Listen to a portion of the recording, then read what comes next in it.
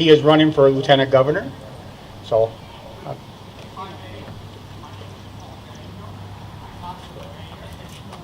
you.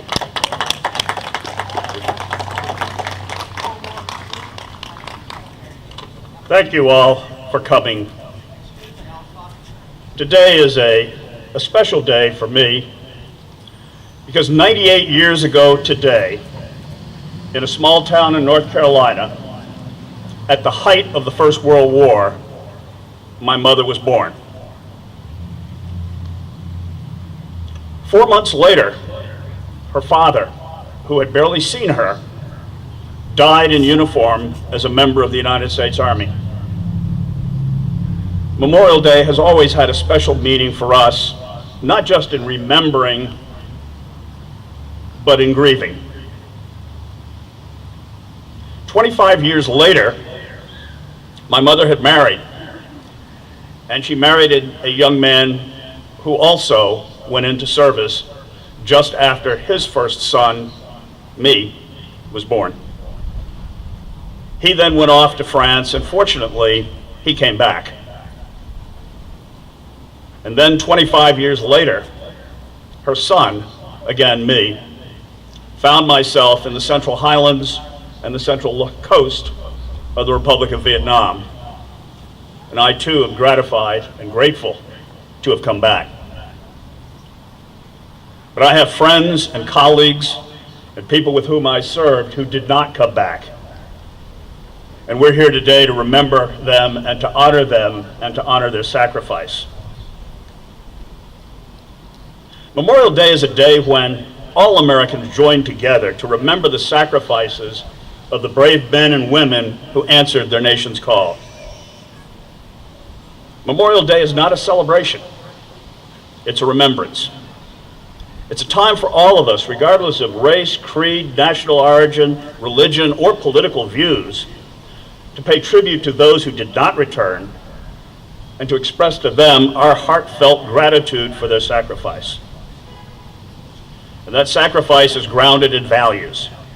The values that come from service and from the willingness to serve: duty, honor, integrity, selflessness, and personal courage.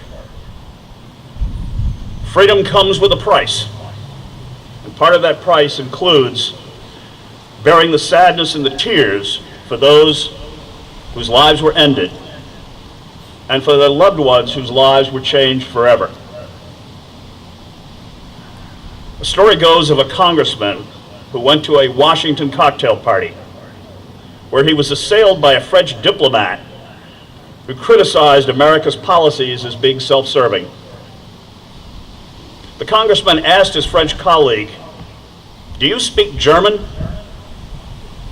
And the Frenchman was somewhat confused and flustered, but eventually said no. To which the congressman replied, "You're welcome." Without the sacrifice of our men and women, France would not have survived, nor would have Britain in the Second World War, and perhaps not in the First World War. Europe would be forever changed and forever different. There might well be dictatorships, murderous dictatorships, both in Germany and in Japan.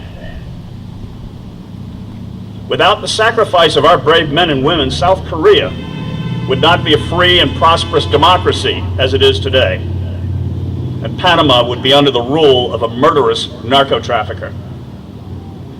More than 1.4 million men and women have died in the wars of this country, from the Revolutionary War to the War on Terror. Vermont and Franklin County have borne their share of that sacrifice.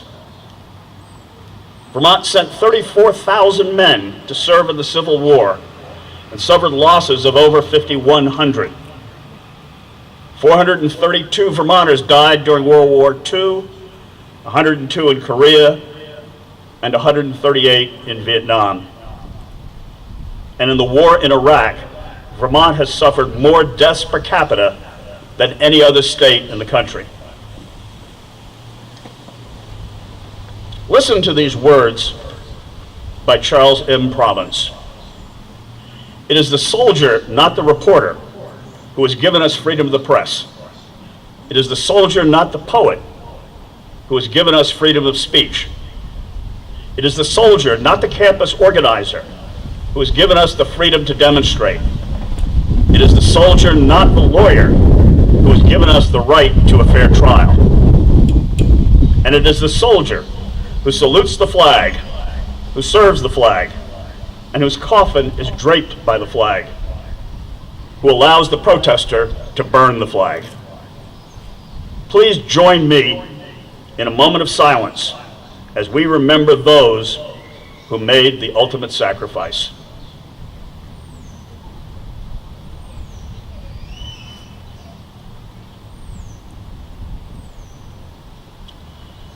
I ask you to remember them, not just today, but every day, and give them the thanks that they deserve for their sacrifice and for their contribution to our freedom.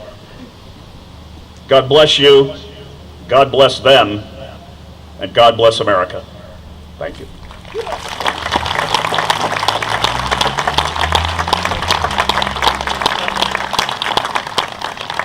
Thank you, Randy.